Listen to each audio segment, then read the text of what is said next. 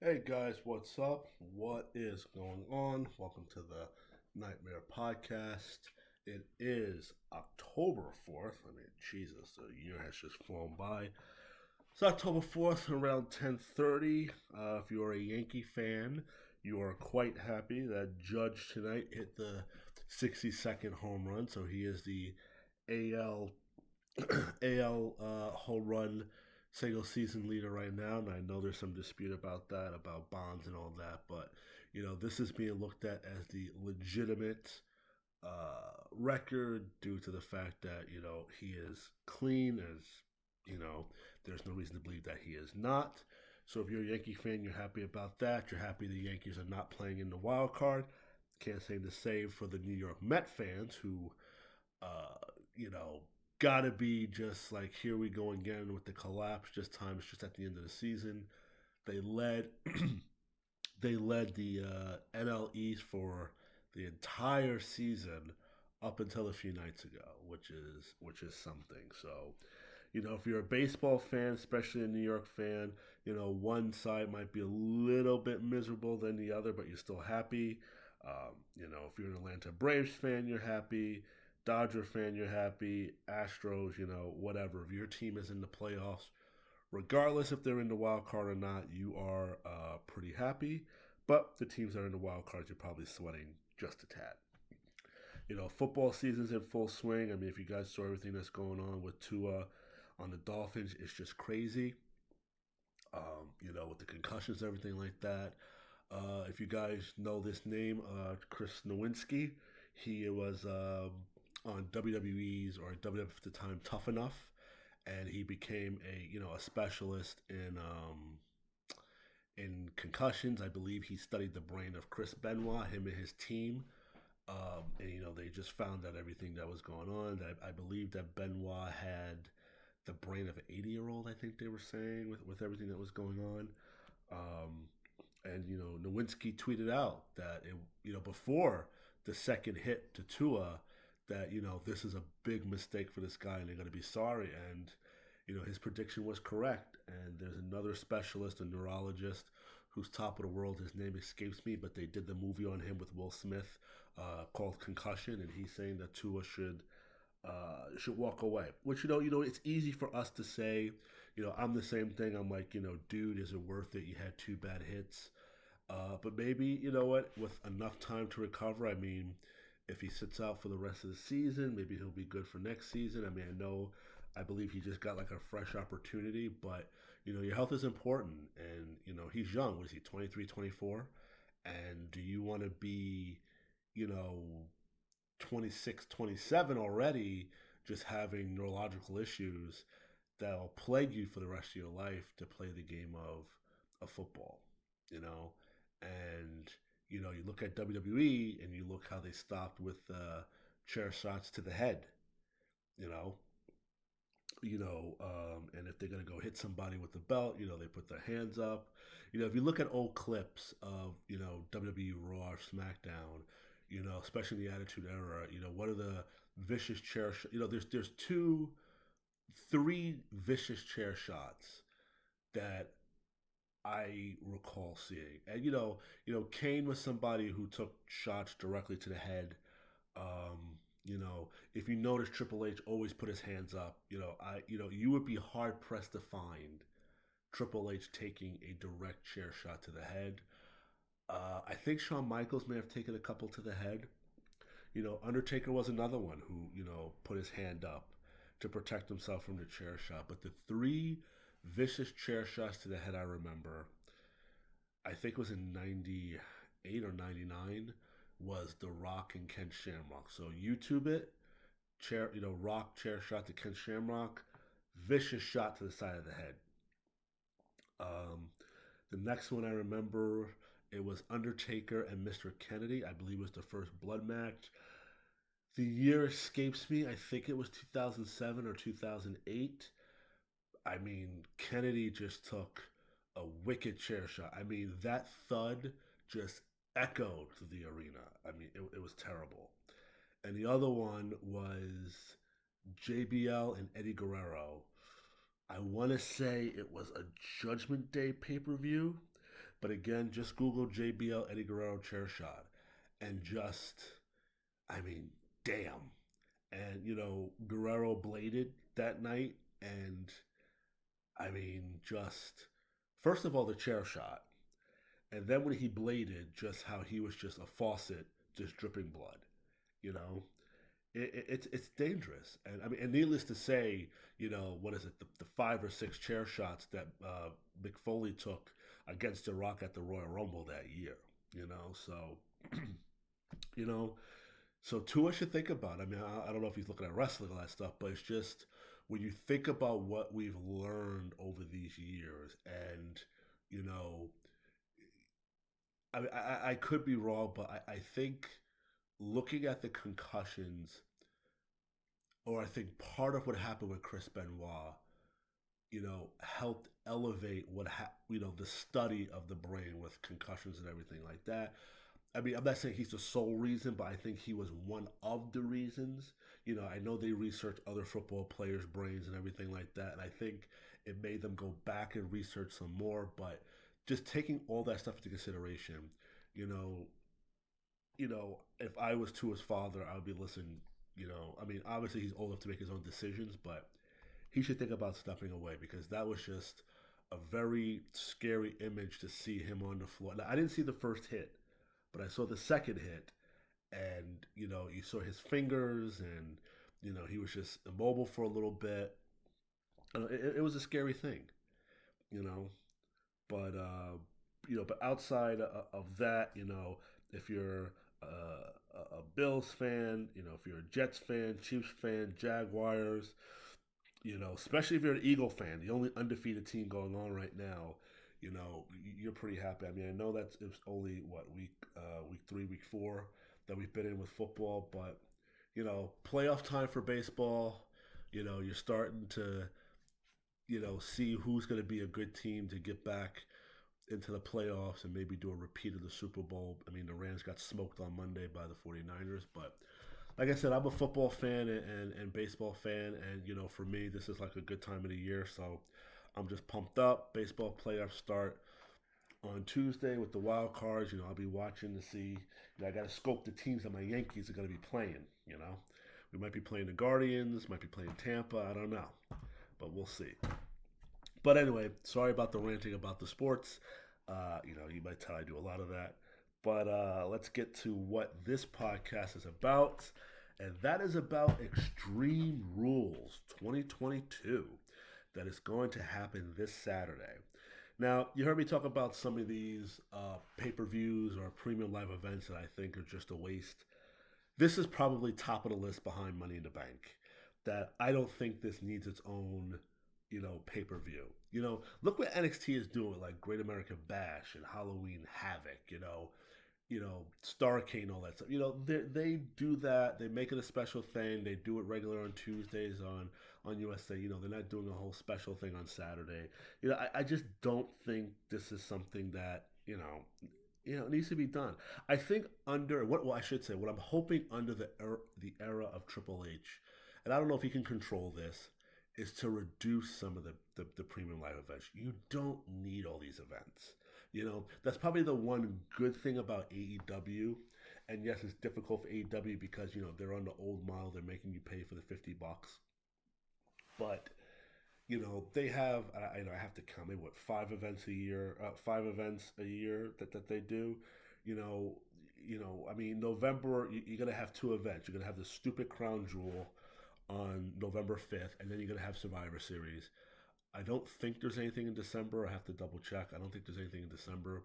And then you have the new event. This would be the second year, I believe, in 23, the day one, which I'm okay with the day one. You want to kick off the year with a special. I'm okay with the day one event. I'm okay with Royal Rumble.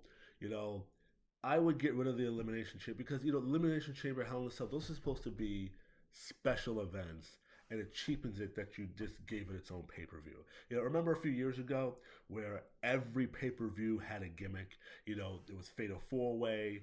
There was TLC. You still have Hell in a Cell. You have Money in the Bank. it's almost like I hate to use the word, but I forgot somebody who said it was one of the podcasts.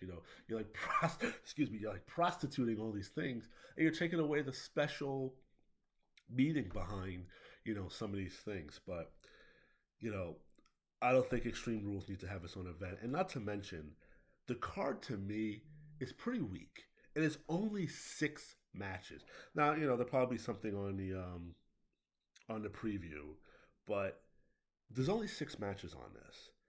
And correct me if I'm wrong in the comments. I think this is the first time since the bloodlines, like the bloodline was in full effect with the Wise Man and the Usos and Roman, everybody having all the belts. I think this is the first time that neither one of them is on the card. Usually if Roman's not on it, you have the Usos defending the tag team titles, or you have both Roman defending his title and the Usos. The Bloodline's not on this card. And I'm trying to think if this is the first time.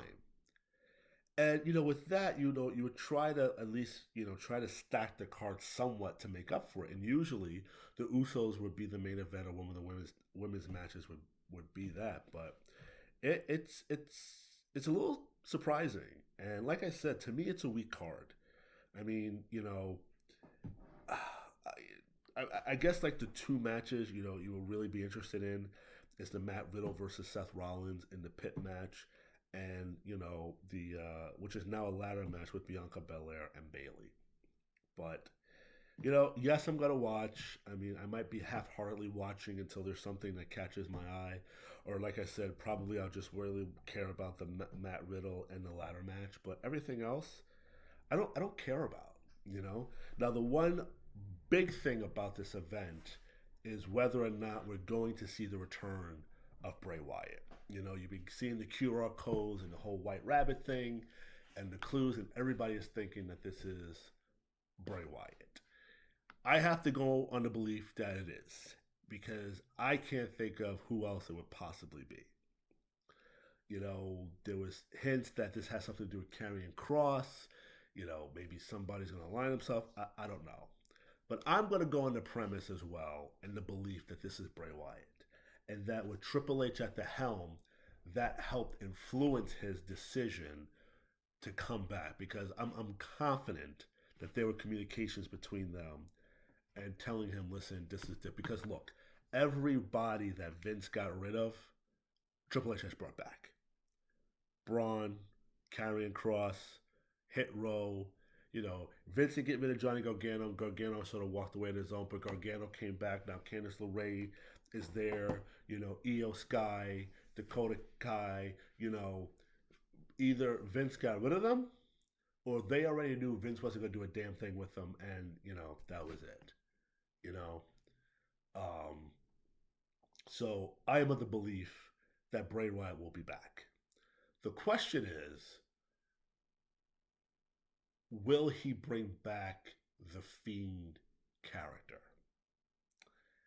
And I think there is still a lot left with the Fiend. Yes, Vince fucked it up because the Fiend was something of a special character. I'm not saying the Fiend never should have lost a match. If the Fiend lost, it should have been a rare thing, something special. Because think about Finn Balor with the demon character, okay? Finn Balor lost once in NXT to Samoa Joe, and then he lost to Roman Reigns on the main roster. So the Demon has lost 2 matches since he's been in WWE. Again, you can correct me if I'm wrong, but I'm pretty sure on that. Okay? So the losses for that special thing should be few far between. And I know a lot of people are upset at one of those Saudi Arabia events. I know one is Crowd Jewel, but didn't they have another name for another one? I know they had the Royal Rumble thing, but it was Crown Jewel and something else. I don't know why I'm thinking there's another name, but they've really been sticking with the Crown Jewel thing. But anyway, people were upset that the Fiend, that Goldberg defeated the Fiend. Now, if you listen to Eric Bischoff's podcast, he said it was the right decision, all that stuff. I'm sorry, I thought it was a bad decision. Why is a part-time wrestler defeating a character that you are still, for the most part, trying to establish? Okay, you know, if this was 1998, I would say okay because Goldberg was the beast and all that kind of stuff.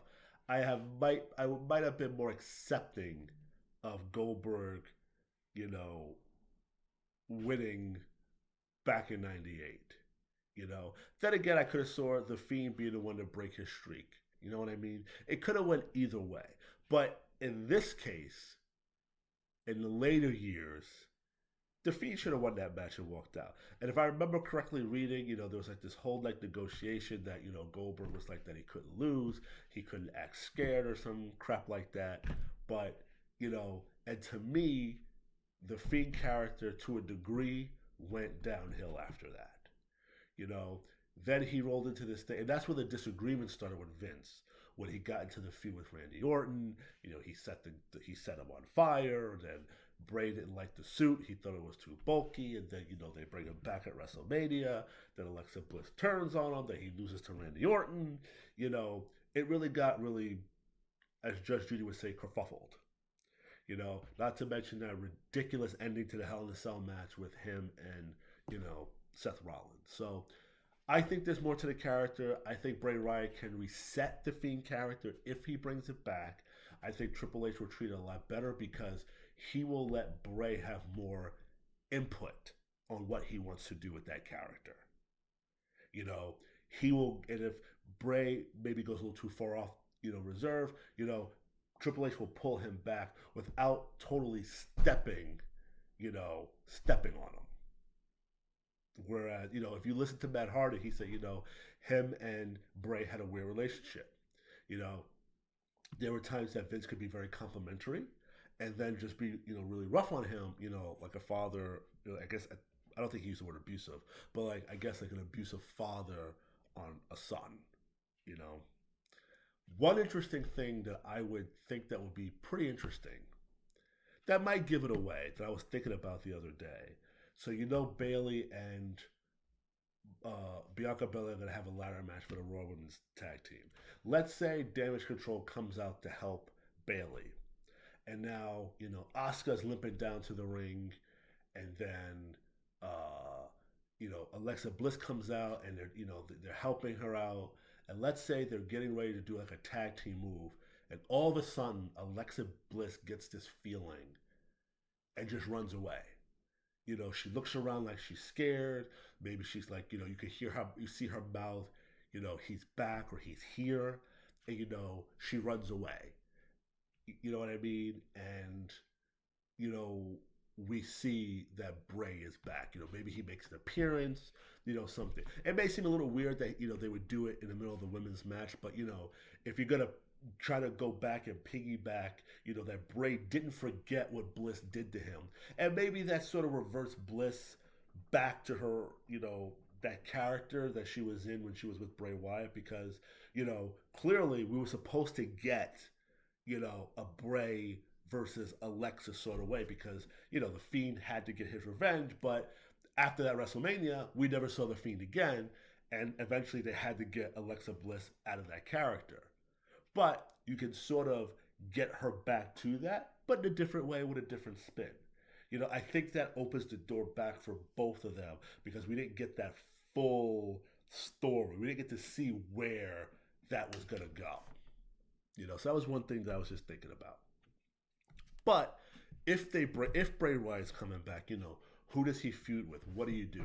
That I don't know because everybody's sort of busy right now, and you're not going to put him directly into the title picture because now you're putting yourself in a bad corner. If he's back and you put him in a match with Roman, again, Roman is not losing. Okay, it's safe to say that Roman is going to be the champion until WrestleMania. He's going into WrestleMania the champion. Now, whether or not he comes out, that's a different story. I still think he should come out, but that's a different story. You know, So that's just the thing. So same thing with Braun. Braun came back. What do you do with Braun? Right now, he's busy with Otis and Chad Gable. By the way, I have to say the match on Raw with Chad Gable and Braun Strowman wasn't half bad, and I liked it because for the most part it was somewhat competitive. Normally you just get the Braun running out, throwing a guy around. He runs around the ring, shoulder blocks, and the guy goes flying over the table or flying over whatever, and it wasn't running power slam. Now it's a power bomb, and the match was over. But you know what? It was a pretty competitive match, and you have to say, Braun has gotten a lot better since he first debuted. Because most big guys are like very stiff and they're not mobile. A la the great Khali. But he kept at it. Later on, he got better. I mean, this is before he had lost the weight and got in better shape. He got very nimble and got better at his movements in the ring. So that was a very good. I was actually quite surprised by that match with him on Monday with Chad Gable. But during that match, you saw who? You saw Omos. So at some point, maybe at Crowd Jewel, maybe on the pre-show at Extreme Rules, maybe on Extreme, you never know. Clearly, it looks like we're going to get an Omos versus Braun Strowman. Now, hopefully, again, when they do these things with the Giants, it looks very, bad because like nobody can really move. I mean, look at Big Show and Great Khali when they had their match. But that's where it looks like it's going. Because again, Braun just came back. Do you want to thrust him into the title picture where he loses? You know? And that's why it's sort of a hindrance to have Roman holding both belts. But you gotta wait until after WrestleMania before you start either separating the belts or join into one belt, and that's it. You know? So those were just a couple of things I was just thinking about, but I'm gonna dive into this card really quick. So the first match, that's at least that's listed on Wikipedia. I don't know if this is going to be the order of the matches. Usually it's not. Um, is Liv Morgan versus Ronda Rousey for the SmackDown Championship, Women's Championship. It's going to be the Extreme Rules match. You know, it seems like the crowd is starting to turn on Liv Morgan a little bit. They don't seem as enthused, and I really believe part of that is because of how she was booked. I think it was a mistake to have her go, right into the match with Ronda Rousey. I think it was a mistake to have her go right into Shayna Baszler. After she won that match, she should have been wrestling people that were more on her level. The Shotskis, oh God, what the hell is her name?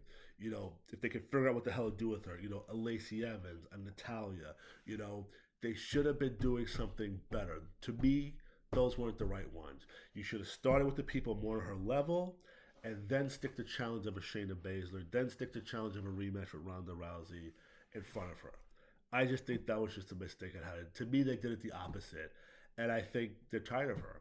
Not to mention, Liv keeps giving the same promo over and over. I had to prove my entire career that I was as good. Everybody thought I was good, and I'm gonna do it again and prove. Every time she says, I'm like, I swear to God, say that shit one more time. I'm like, come up with something else. You know, and I think that's why the crowd is starting to turn on her.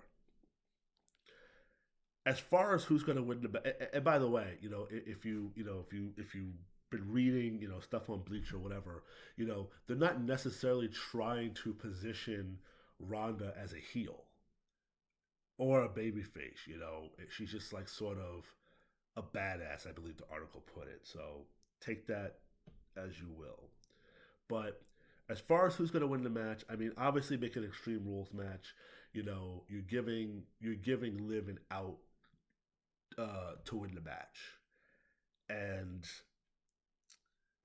if Ronda won, who's going to be her next challenger? I don't know. Same thing with Liv Morgan. If Liv wins, who's going to be her next challenger? But I'm going to go with Liv Morgan winning this because I really think they're still trying to get Liv Morgan over. And I think they're using the Extreme Rules match as an out for her because she can use weapons and all that stuff. So I'm going to go with Liv Morgan on this one. Um, you know, would it look bad that Liv beats her down? I mean, this match fits Ronda, obviously, but in the match, do you build this sympathy for her that Ronda's just kicking her ass? Obviously, it's not going to be any blood, but it's just beating the crap out of her, and Ronda gets sloppy, and Liv gets the upper hand. You know, that's going to be my guess how it's going to go. I could be wrong, but I'm going to go Liv Morgan on this one. The fight pit match. I have only seen one of them, and that was the one that Riddle did with Thatcher in NXT, which I believe Riddle lost. I believe he got choked out. Interesting that they picked Daniel Cormier, I think I pronounced that right, to be the special guest referee because there was chatter about him coming to WWE a few years ago to maybe feud with Brock Lesnar. Remember he was sort of feeding for the UFC fight with Brock, but Brock ended up retiring. So interesting. So I wonder if this is sort of going to be his introduction to get him into the match, especially since his Gabe Stevenson thing seems to have fizzled out for now. But I thought that was an interesting choice. This is another tough one as far as who's going to win. If Seth loses, it doesn't hurt him. But Seth has just been so good that I think Seth should go over on this. I think Seth should win, to be honest with you. It sounds crazy, but I think Seth should win. So I'm going to go with Seth on this. I'm probably wrong, but I'm going to go with Seth because Seth has just been too hot. And I also think they're probably positioning him just in case the title picture with The Rock and Cody doesn't work out. I am still of the belief that they're keeping Seth in the plans just in case. You know? But I'm gonna go Seth freaking Rollins on this one. I'm gonna go against the odds here. I'm gonna go against the odds. And I'm gonna say it's Seth. I mean, you would think because, and it's amazing that, and clearly Riddle signed off on this, how personal Seth has been getting with him with the divorce and the kids. I said that in another podcast. That's all true. All that stuff is true. That him and the wife were divorced. That they took she took her daughters, and she got away from him and all that stuff. But just the fact that he has just been flippantly throwing that in there. And, in a way, you could sort of say it's a little bit of a kudos to Matt Riddle because Riddle knows he fucked up in his personal life. Okay? I mean, come on. You're on the road. Your wife is back home with your two kids. That's not easy shit. You're raising two kids by yourself, getting them to school, helping them with homework, feeding them, clothing them, doing all this stuff. And you're out there getting yourself pleasured by these, leeches that just want to be with you because, you're on TV or you're wooing them to make them think you're something special. I mean, come on, that's fucked up. It really is. Okay, I don't care how manly, if you guys listen to this, yeah, Riddle's getting his stuff on the side. Did that, was it worth it? Because it cost him his family. And, I guess you give him a little bit of kudos because he did admit that he fucked up. And, he's letting it be thrown in his face, to millions of people. So I guess you could give him a little bit of kudos for that. That at least he knows he fucked up. But he fucked up. Okay? But I am going to go with, and I know Riddle's been losing a lot, and he probably will win this match, but I'm still going to go with Seth Rollins. Seth has just been too hot. Like I said, if Seth loses, it doesn't hurt him. It doesn't hurt him at all. The Drew McIntyre Karrion Kross match, the strap match. Honestly, guys, I don't give a shit about this match. Listen, Drew has been hot. Drew's a strong character. If you want to keep Karrion strong, Karrion has to win this match. If you're looking at the dirt sheets, there's rumors that they want to position him to face Roman. If that's going to happen, I don't know if it's going to happen at day one. I don't know if it's going to happen at Survivor Series. I don't know. Again, I believe that is a mistake to have Karrion Kross go up against Drew McIntyre. Now, if you want to do a triple threat match, that's a bit of a different story because you have an out. Most likely if they did that, if they did Roman versus Karen versus Drew at Survivor Series, it's safe to say that Drew would take the pinfall by Roman. Excuse me. Um, I'm going Karrion Cross. I think Karrion Cross has to win. A loss to Drew. This is, Drew losing this match is not going to hurt him. So I'm going Karrion Cross on this. Um, Clearly, Scarlett's going to be a factor in this, and Karrion Cross has to win. He has to. Ugh. Edge, Finn Balor, I quit match. This Judgment Day thing has gotten stale. Stale, stale, stale, stale, stale. They need to get out of this thing with Ray. Okay? How many variations can we keep doing this match with Ray facing the Judgment Day? You get Edge as your partner. Now you get Riddle as your partner. Then you just had AJ Styles as your partner. It's time to move away from Ray. The question is, what is the end game? Because you have Dom in there. And like I said, they waited too long to turn Dom heel. Because even before the Judgment Day came along, they were teasing a breakup after they lost the tag team titles, Ray and Dominic. They were teasing a breakup that, Dominic wasn't listening and he was getting frustrated with his father because they were losing. And for whatever reason, they didn't pull the trigger. Okay, now Dom is heel. Is the blow off to get Ray versus Dominic and eventually get them back together. But how do you get Ray in the ring with Dominic? That's the question. How do you get that match? Because at least that piece of it with the Judgment Day, that's the match. Because it's Rhea, by the way, Rhea is just playing this perfectly. That's probably the only bright spot of the Judgment Day is fucking Rhea Ripley. Just playing it perfectly with Dom. Oh, amazing. Clearly, she is controlling him. That piece of it is done beautifully. So again, clearly of that piece, the end game is to get Ray versus Dom. But how do you get that match? What causes Ray to say, Dom, I want you in? Now, has Dom formally challenged Ray? No. But he gets down on a knee, daring his father to hit him, all that kind of stuff. So at some point, I would think they're going to have Dom issue the challenge. And Ray's going to say no, no, no, no, no, and all that kind of stuff. So how do you get him to do it? To me, there's only one way. That involves getting Ray's Ray's wife, Dom's mother, and Aaliyah, Dom's sister and Ray's daughter involved. And it's either, Ray brings them, maybe trying to talk some sense into him, and Rhea Ripley attacks Dom's mother and sister. Because that will piss off Ray enough to say, yeah, Dom, now you need to get your ass kicked.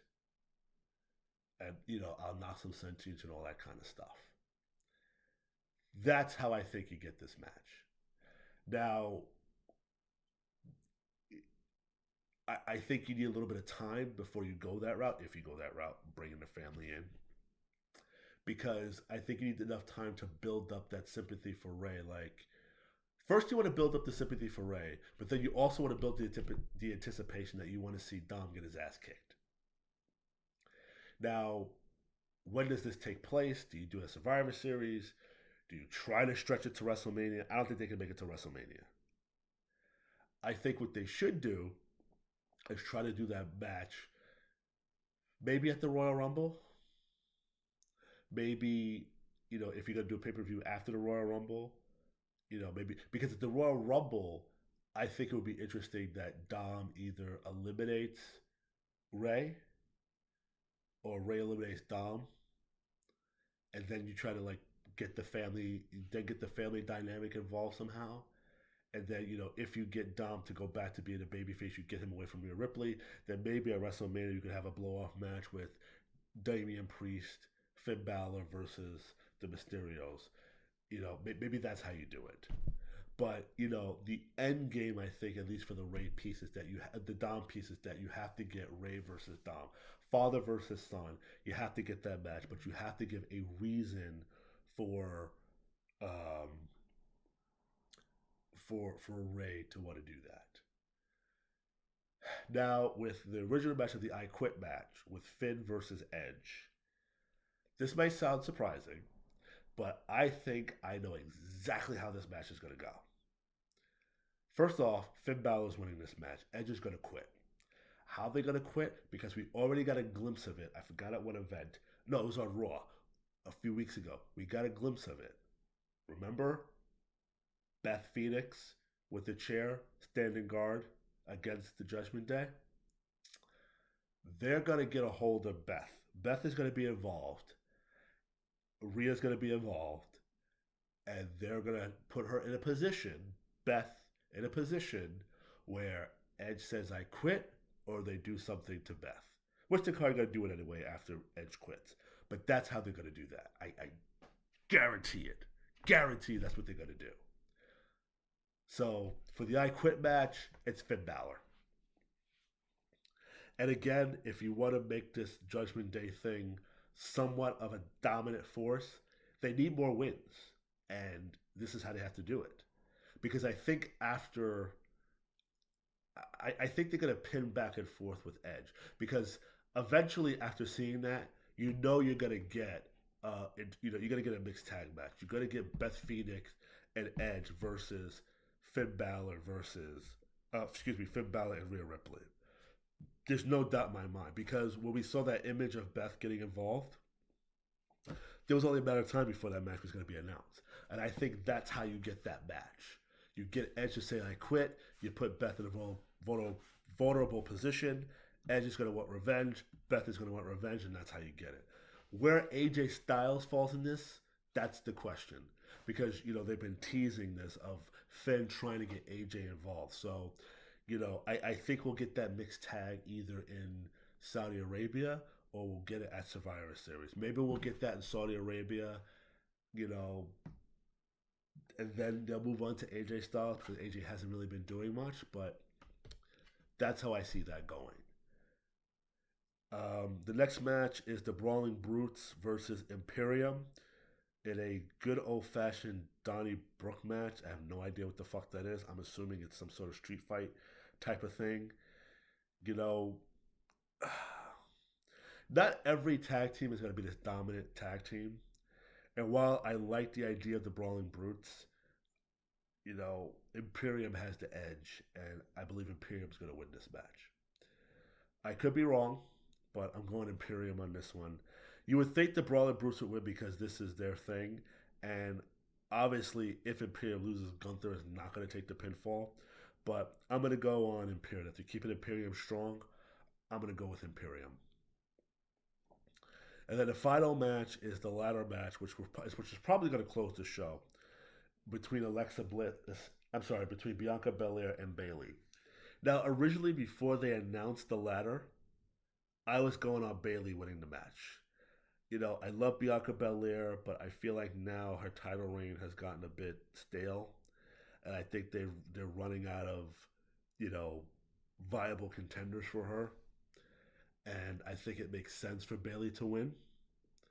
But now with the introduction of the ladder, I think there's an out for Bayley to lose the match without taking the pinfall. So I'm going with Bianca Belair on this one. Now, if you watch Raw, you saw who got the upper hand. Now, this has been changing of late, but typically, when you have a match before the event, the last person who gets the upper hand, so in this case, Bayley left Bianca Belair laying in the ring, that would indicate that Bianca Belair is going to go over at the pay-per-view. There's been some instances where this is incorrect. One of the popular ones was Undertaker and Brock Lesnar back at WrestleMania 30 because Undertaker was getting the best of Brock Lesnar to lead up until the final Raw. That's when Undertaker got the first F5, which made you think that at WrestleMania, Taker was going over. And if you've heard the story from Taker himself, when Taker got to the building the day of WrestleMania, he was still going over. It was in the afternoon that it changed. So sometimes, and like I said, I haven't been paying attention as much, but they have been sort of going against the grain with that and changing it. If you looked at SmackDown with Liv Morgan and Ronda Rousey, they did a brawl where nobody really got the upper hand. So let's see what happens on SmackDown. If Ronda Rousey gets the upper hand, that's probably a decent indication that Liv Morgan's going to go over.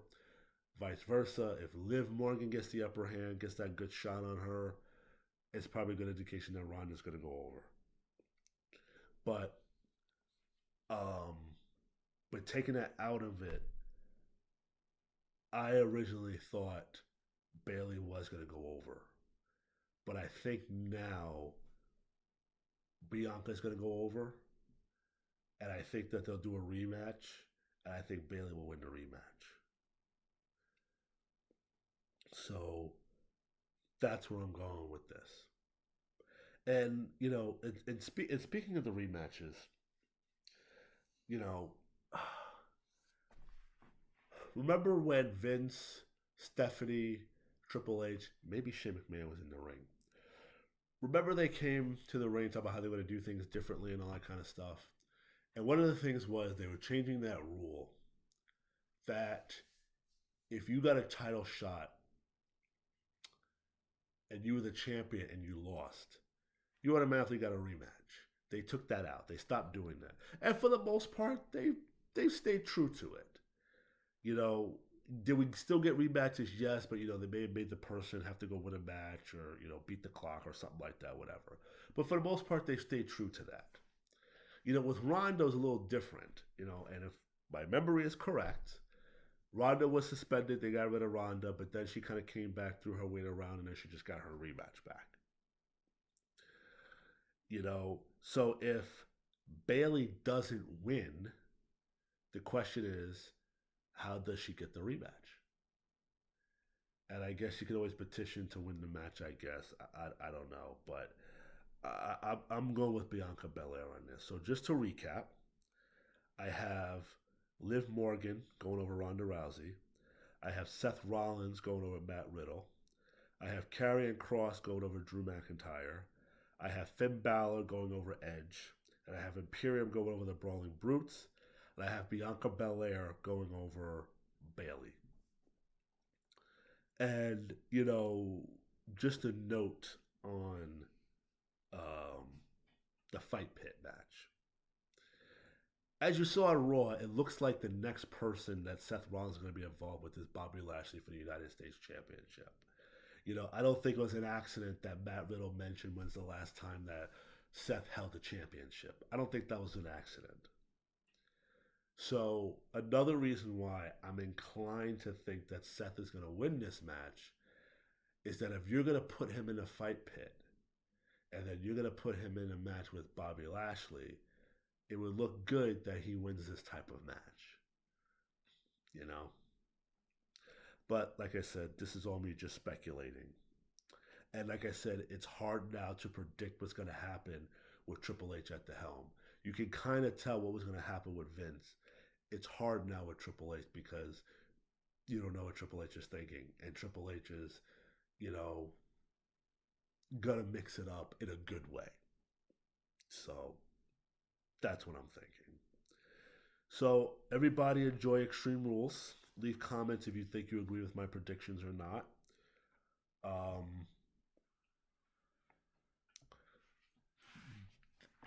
One of the other things I wanted to talk about was, I read the thing about Cody Rhodes that had Cody Rhodes not been injured, what were the plans for him? And apparently before Vince left, there was no plans of Cody winning the title. And like I said, I probably said ad nauseum, Roman is not losing the title before WrestleMania. It's just not going to happen. They still are claiming that The Rock and Roman is supposed to be the main event for WrestleMania 39. My thing is, how do you get there? Because if Cody Rhodes is able to come back and be in the Royal Rumble, that complicates things. So depending on how they get to this match with The Rock and Roman, I don't think Cody should be in the Royal Rumble. Now, if Cody is in the Royal Rumble, I've said before, Seth Rollins needs to be the one to eliminate him because you're going to get another Seth versus Cody match. Guaranteed you're getting another one. Cody's going to win that match, and that'll make Seth 0-4. And, right? 0-4, right? 0-4 or 0-3. How many matches they had? They had the match at Royal Rumble. They had the Hell in a Cell match, right? Did they only have 2 matches? Again, tell me in the comments if I'm incorrect. But either way, you're going to get another match. And that's the perfect way to do it, where Seth eliminates Cody. So, to me, The Rock has to be in the Royal Rumble. And I've said before, I'm all about the Royal Rumble winner needs to be an elevation for somebody who you believe is ready for that next step. Like they did it with Shinsuke when he first came. And in this case, if they put The Rock in the Royal Rumble, it makes sense for him to win, to go face Roman. Because what do you do now if you just say, okay, Rock, you got the match, then you have the Royal Rumble? Nobody wants to see a triple threat match. They don't want to see Rock versus Cody versus Roman. They don't want to see Rock, Seth Rollins versus Roman. They don't want to see Riddle versus Rock versus Roman. They want to see Rock versus Roman, period.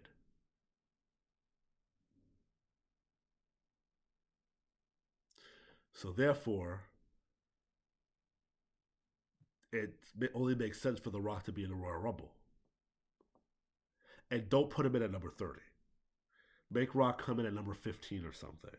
Hell, make Rock come in at number 1 or number 2.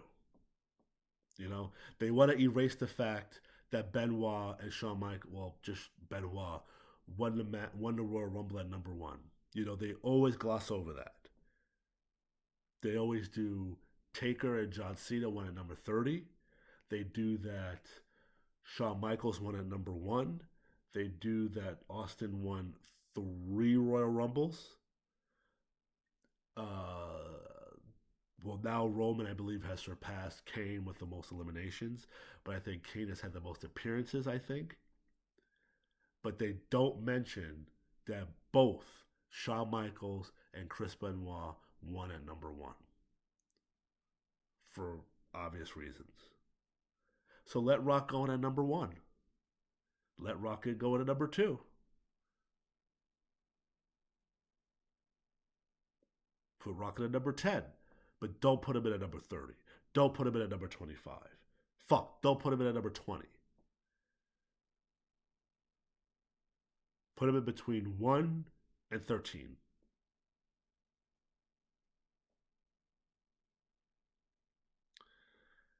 So if Cody is able to come back, yes, he can go into the Royal Rumble, but he has to be eliminated. He can't win. Because if you go into the Royal Rumble and you have somebody win, that complicates it.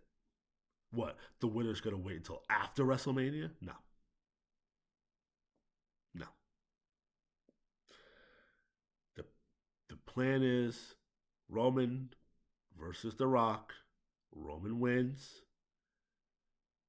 Then you go to Roman versus Cody. Cody gave that impassioned speech about winning the championship that his father never held. Cody beats Roman, and then here comes Austin Theory to steal that moment away. I was thinking about, I was talking to a friend of mine. I'm like, Drew McIntyre is not going to be champion again, probably until 2024. You know, um, you know, Karrion Kross is probably not going to get a title run until 2024, 2025. That sounds like a long time, you know, because to me, next in line is Cody.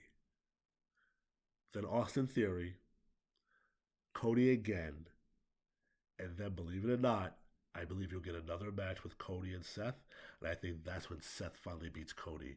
He takes the title. He'll end Cody's title reign. Cody will get a couple of months, but it'll be Seth that ends it.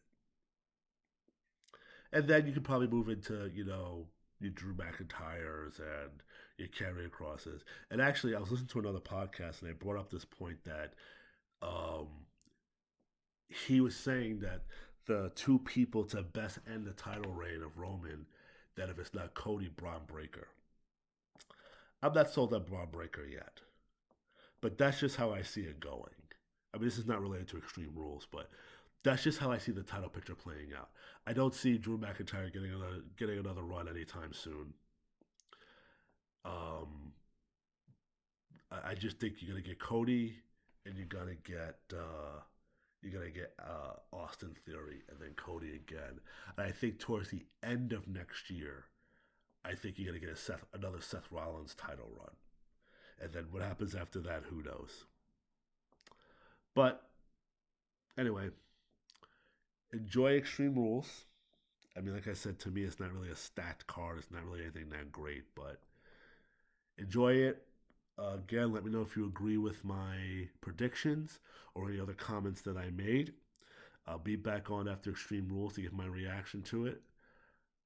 Um, enjoy the playoffs, the baseball playoffs that are going to start, and enjoy the long Columbus Day weekend. All right, talk to you later.